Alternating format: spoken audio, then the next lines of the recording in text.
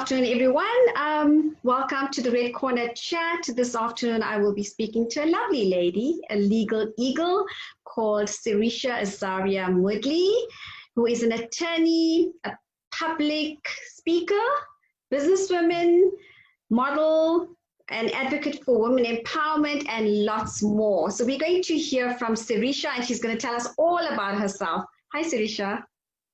Hi, Shamila.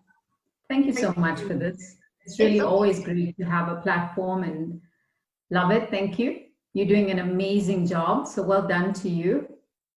Thank you so much. And I'm so glad that I actually get to meet you. You know, this is like meeting people in person. And this is why I love the Zoom calls, because you're like right here in my red corner. Well, thank you. I'm just going to give myself, cool. Okay. Well, thank you. I appreciate it. So we're going to get right into it, and I see you're getting lots of people coming into the room. So do you maybe want to just take us through and tell the audience who is Serisha?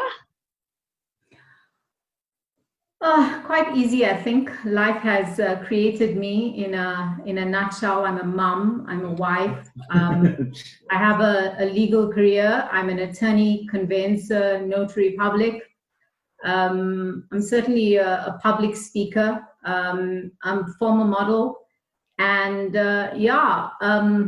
it's just been an incredible journey, feeling extremely blessed to have been given this amazing life, to have a voice with a purpose. Lovely. So tell me about, you know, the modeling thing is so close to me and my heart and what I love doing. So do you maybe want to take me through that journey? Well, to be honest with you, I think that's where it all began for me. I started on a ramp as a little girl, modeling and drama together, basically. And it really just took off as a part and parcel of who I was for many years. It was what I loved to do. Obviously, I tended to be a girly girl, and so I enjoyed that experience. And then I took it up professionally up until actually maybe 10 years ago. So that was an experience. So that's where it started for me. In fact, I think drama and modeling go hand in hand. I was an extremely introverted person, and my mom thought that it would be the right platform for me to obviously get out of my proverbial shell in terms of being an introvert, and it certainly worked because, as they say, the rest is history. Well, I think it works for all of us. You know, it just gives you so much of confidence, and you can take on the world because you learn so much. I think, you know, for us to just be on that stage says a lot, because not many people can do that. And, you know, I've invited so many people onto the chat, and they decline because they're not confident enough to actually speak on a platform. Yeah. These are the keyboard warriors that we call, you know, that have a lot to say on social media, but you give them the mic and then they can't say anything at all. No, absolutely. And I think the earlier you start, the better. You know, I think that it helps on many levels. Confidence, yes. Grooming, yes. You know, your speaking becomes a way of life. It's very rare. I get the odd nervous moment ever so often, but that's the exciting rush, I think, more than nerves. So it does help you in more ways than one. And I think confidence is key in life, to be able to be happy in your skin. You know, it takes you a long time to love who you are. And I think the earlier you get to do that, the easier life becomes for you. Absolutely. So being an attorney, do you maybe want to tell us why attorney? Why did you go into the legal fraternity? Well, for me, as you know, it started on a stage for me, and the courtroom became my stage in a different way. But more than that, I think it allowed me to have a voice with a purpose. You know, it was so much in alignment with who I am, my Libran personality, which is really my inclination towards justice and balance. I've got so much to say, and I'd like to think that it's stuff that changes people, and eventually, you know, would have a broader reach. And I think that certain platforms allow you that. I did the Miss India South Africa in 1993, and I must be honest with you, when I did it, I'm by no means a girl who ever entered a beauty pageant. I understood that it was a stage, and at that time, I think arranged marriages was something that was a thorn in my side in our Indian community, and I wanted to say what I needed to say, and that was my platform, you know. And I do believe that if you can be heard and you can be taken seriously, and you can make a difference, then take every opportunity that you can get. I think law is a more serious career. I ideally would have loved to have gone into acting when I went into university, in terms of the dream of always being on a stage. But I did want a little bit more than that in terms of living my purpose. I did believe that my purpose was bigger than that. And when I did the Miss India South Africa, it was in 1993, I was deeply disappointed in not having won. But in hindsight, I realized that that was divine intervention. I do believe that I was meant to do something else. Right now, obviously, as I stand, I see the path more clearly, as we always do in hindsight. You know, so yeah, I wouldn't change my career for the world. You know, I started off as a criminal law attorney. It's where it usually starts, because I think you are impressed upon by television and the rush and the excitement of LA law and Suits and the whole drama. But eventually, yeah, I'm now a specialist in terms of property law. So I'm an admitted conveyancer and notary public. And I've been specializing in property law and civil litigation for some years now. But it started with a rush, and it started with the whole I'm going to change the world kind of attitude. That's a good attitude to have.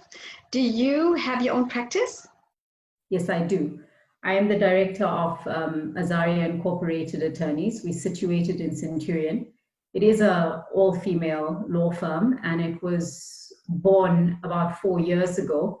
I used to head a large law firm, the conveyancing department of a large law firm, which was closed down due to the tragic death of the director. So a couple weeks after the firm closed down, I opted to open my own firm.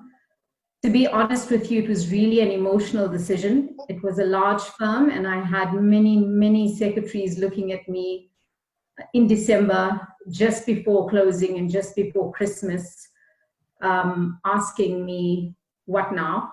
So there was not much thought given to it. However, I wouldn't change that for the world.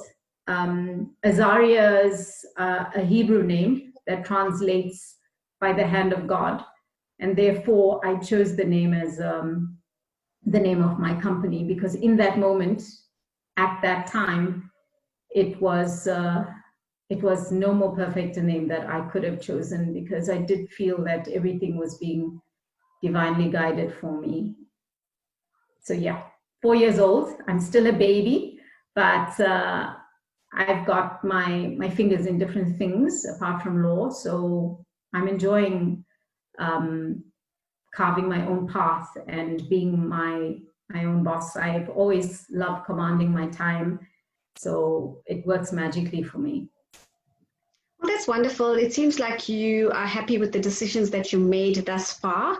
And you know, usually when you start a business as an entrepreneur, it usually takes off after, I would say, about 3 years. So you are just moving upwards now, I would say. Yeah, I'm in my infancy for the most part. I've been blessed, I must say, in terms of not sort of driving myself crazy, being a new business, especially in the time of COVID and the pandemic. So yeah, I'm enjoying it. As I said, I think that in that moment, I was not too sure as to which direction to go with, but I trust my gut for the most part, and I'm intuitively guided for the most part. I'm one of those people who hear my gut, and so yeah, I'm happy with my decision. Obviously, you know how it goes as a business owner. You have your ups and your downs, and there's nothing more dramatic than being a business owner, but you keep the faith, and you know that everything's going to work out in the end, and that's part and parcel of this journey, right? I mean, it's not always great, but we take the good with the bad, and that becomes our life. Well, that's all about challenges and being a businesswoman. It just makes you stronger. And you learn from your mistakes as well. So it puts you on, the better path. I just want to digress a little bit. You spoke about Miss India SA and arranged marriages. Was yours a love marriage or an arranged marriage? If I have to be honest with you, I think that all marriages are arranged on some level, whether it's on the internet or whether it's a hookup with friends or whether it's family. In that moment, I was 18 years old, and I must say, limited in my understanding of life. So I went out there, with a perspective that was quite limited. In that moment, I obviously could take on the world, and I knew everything. And I was introduced to my husband by family, so it was certainly tantamount, I think, to arranged on some level, but. Yeah, it took its own course. Obviously, there's not the pressure of the traditional experience of being forced into anything, but certainly we were brought together by a common denominator. Yeah, I'm married for 24 years.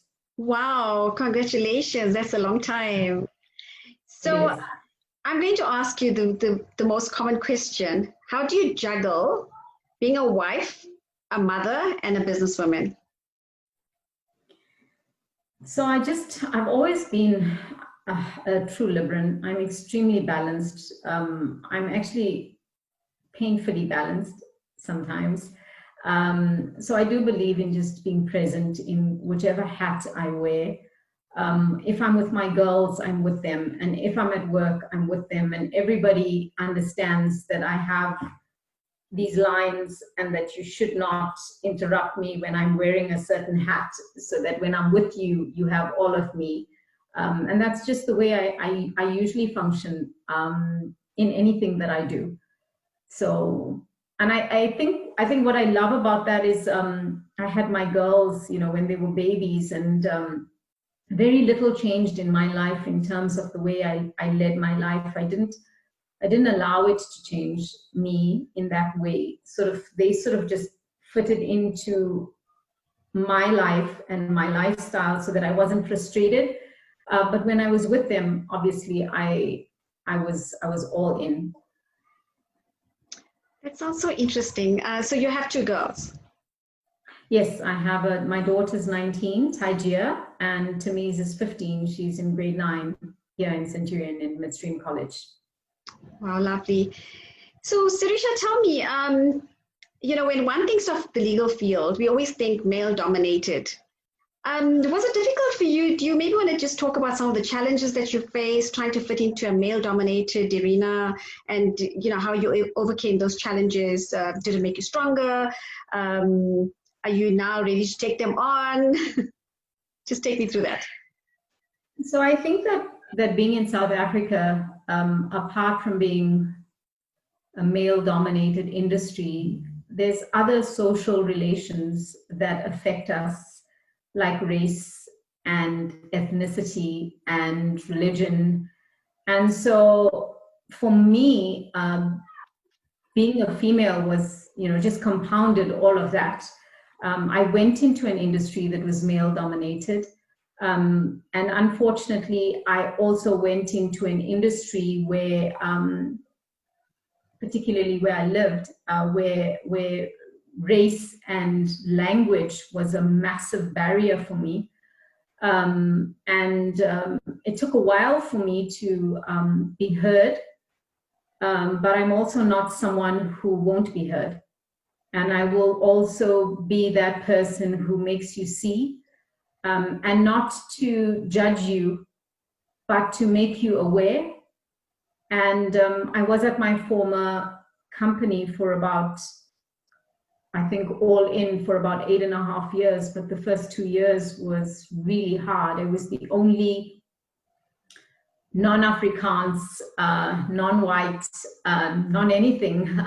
They had never been led by someone that wasn't their own, and it was a massive challenge. But at the end, I really was one of the senior managing attorneys of the firm, and I do believe we, together with the director, took the firm to the next level. And it was a challenge.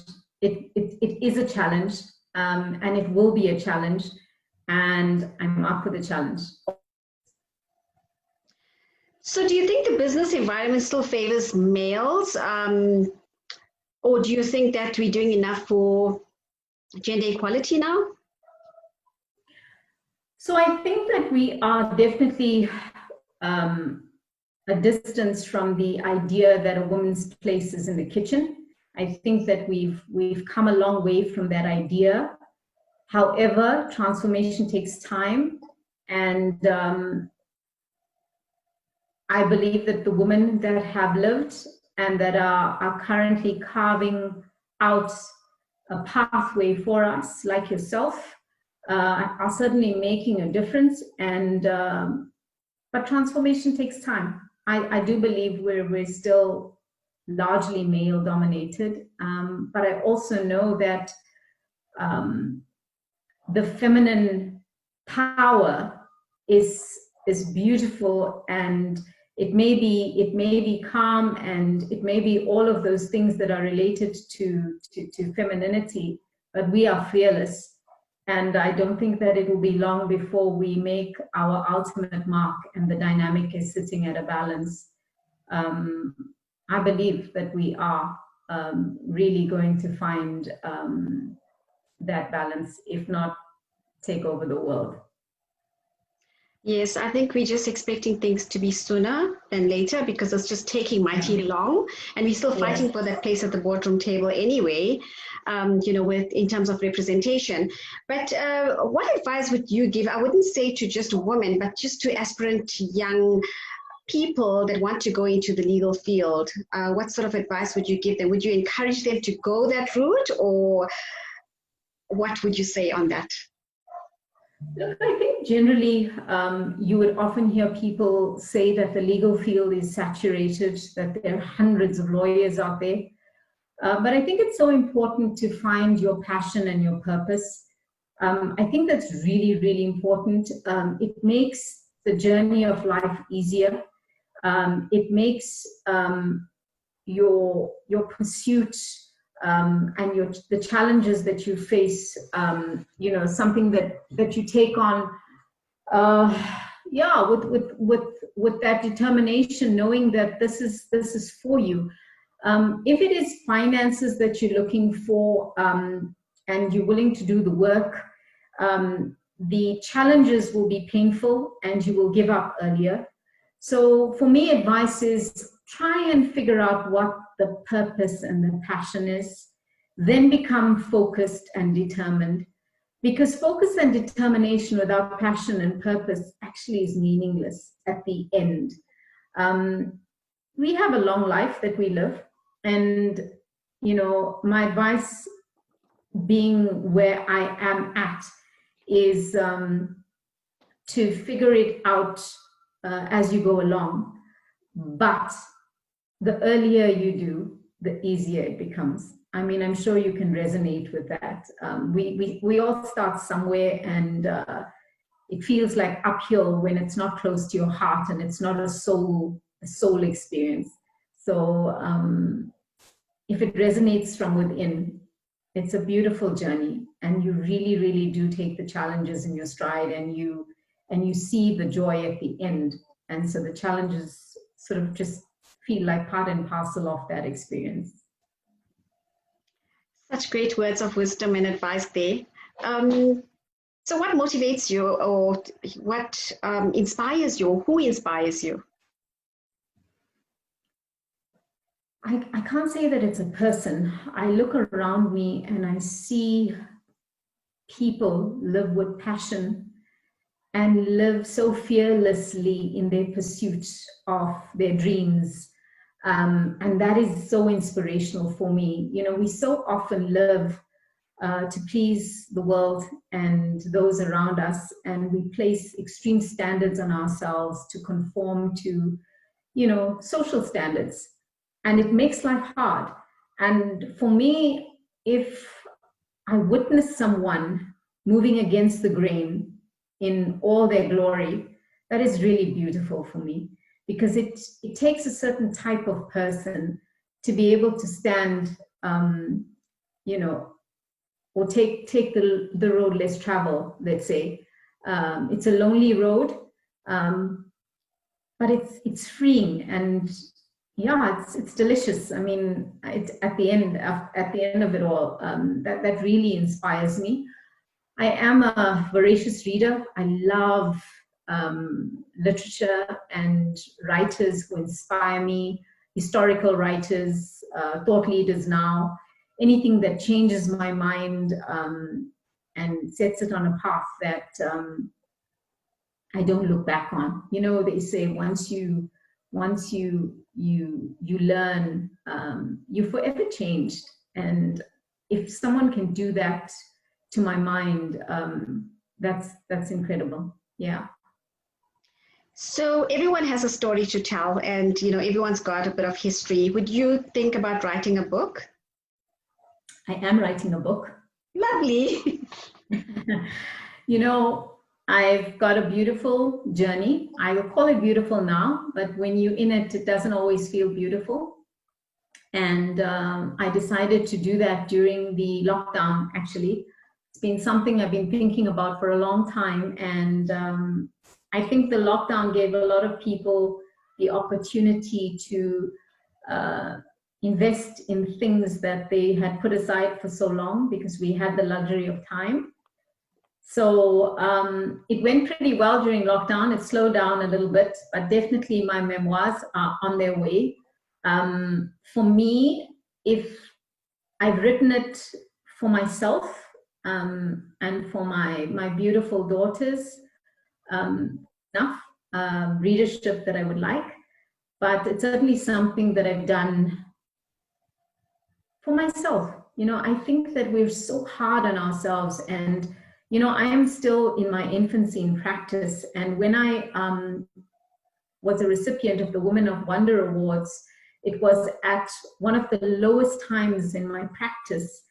But I was in my space and I was in my zone, feeling completely unachieved. And yet we forget how far we've come, and you know, how much we've overcome. And we look at ourselves in a moment, and we usually are our worst and harshest judge, right? I mean, we're really, really hard on ourselves. So for me, I needed to see the journey. And when you see it unfold on paper, yeah, it's actually inspiring for yourself. I was interviewed by someone for the Rocky magazine. And he actually came in to interview my director at the time and my previous firm. And he was just whiling away time with me, waiting for my director. And we had a chat, and he said, "Wow, you have an inspiring story." And I'm like, "Do I?" And he said, "Yes, you're such an incredible woman." And I said, "I don't know that. You know, we're so busy living and doing and being that we don't always get an opportunity to reflect on that, the journey." And he then decided to actually cover me in the magazine. And you know, it was our inaugural meeting. It was phenomenal. I'm now, a legal counsel in a business with him. And years later, he actually got in touch with me and he said, I'll never forget you because your story was so profound. But I think the lesson is that we underestimate our resilience, and we underestimate our journey. We really do. We really, really do. And it has been a challenging journey for me. I'm married to a surgeon, and there's been sort of many moments in my life where I thought I didn't sign up for this, and just that example of marriage and having expectations of what it ought to be like has changed me. There's so many moments in my life that I thought were painful. And as I said, in retrospect, in hindsight, you understand how much growth comes from the most painful, so-called painful experiences. We always see everything, I think, tenfold worse than it really is in that moment. Yes, for sure. So when can we expect this book? Please don't put any pressure on me. I'm wearing so many hats right now. Someone actually asked me, I don't know where you get the time to do what you do, and I'm on it. I'm making a concerted effort to spend more time on it recently. It will be born when it's gestating, let's say that. That's wonderful. Yeah. I suppose when you get into it and then you really want it to be out there, so people can read it. So well done on that. Congratulations. I'm looking forward to reading it. I'm an ardent supporter for women authors, especially the local women that write these inspirational stories. And, there's so many survivors out there as well. And, we need to learn from them. And, they've had such crazy lives, and now they want to actually tell it in a story and get their books out there. So it's really touching. Serisha, just in terms of COVID-19, how did, we spoke about lockdown and you started writing your book. So that's a major plus for you. But did it affect your business in any way? Yeah, I think it affected most people. To be honest with you, I belong to a business networking organization, a global organization, and that really was my saving grace during that time. It did affect my business, I think more so because life came to a standstill for a period of time. But it was actually one of my better periods. I think that it is very rare for us to sit back and allow life to happen, and I did that. I'm usually quite goal orientated and focused and hard on myself. So business actually flowed better than I would have expected, but it did slow down considerably. For me, I just think it just gave me an opportunity to focus on stuff that I wouldn't ordinarily do. I got my family back. So I've got a daughter in university and a husband who's not always present. So I managed to get my family together, which was incredible. I can believe that. So take me through your new venture, your NPO, A Time to Thrive. Do you maybe want to tell us about that? Okay, yes, definitely. So Time to Thrive is, as you said, a nonprofit organization. It is divinely guided in many ways because the directors who sit together are quite enlightened human beings. We have auditors and attorneys and a religious leader on board. But what it is basically, it's an organization that is aimed at or focusing on bringing the common ground or the awareness of the common ground between all religions and sects. So to be honest with you, it came into being during COVID when corruption was extremely rife. And I think that there are parts of us in all of us who live in this country who are resentful almost to the levels of corruption that have contaminated our country and taken away from us. So that was initially the focus. However, after much thought and consideration as a team, we decided to take the higher ground and the road less traveled and move towards rather bringing awareness to our human race of the fact that we are human, whatever our religion or sect, all roads lead to the same end. And if we can see and feel and experience that level of universal truth between us, that naturally the negativity will fall away slowly. I don't think you can deal with corruption head on. I don't think you need to give any level of attention to negativity, because if you understand the laws of quantum physics, you understand that what you give energy to only grows. So we decided to take the route of focusing on the positive, on the beauty of our religions, on the beauty of our humanness, of our innateness as human beings to be good. You know, I think that we all, that's our natural disposition. Everything else just comes, you know, from around you. So that would be the ultimate aim, for us to bring awareness to our country of the amazing universal truths that we share. And look, I think that there's so many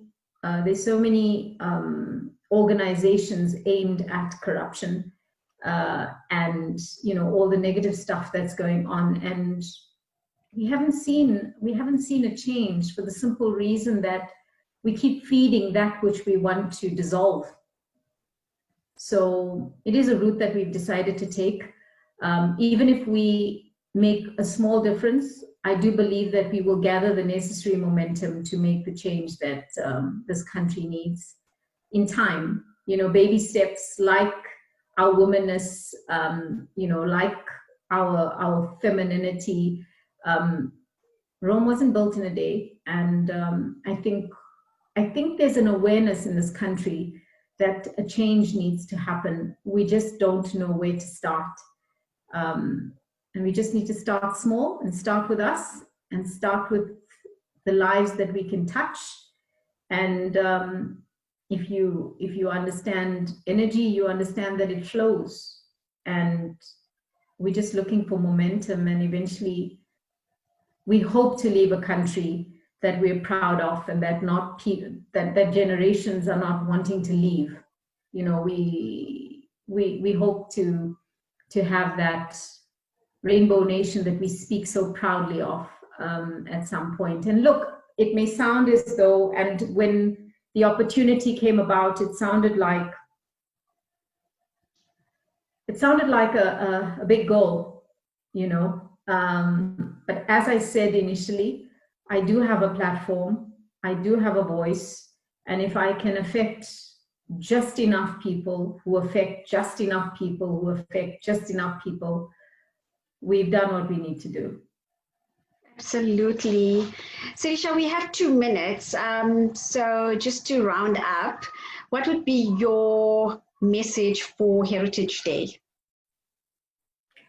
I think it's the time to thrive concept, that we're a beautiful nation with a rich, amazing diversity, but there is universal truth in diversity.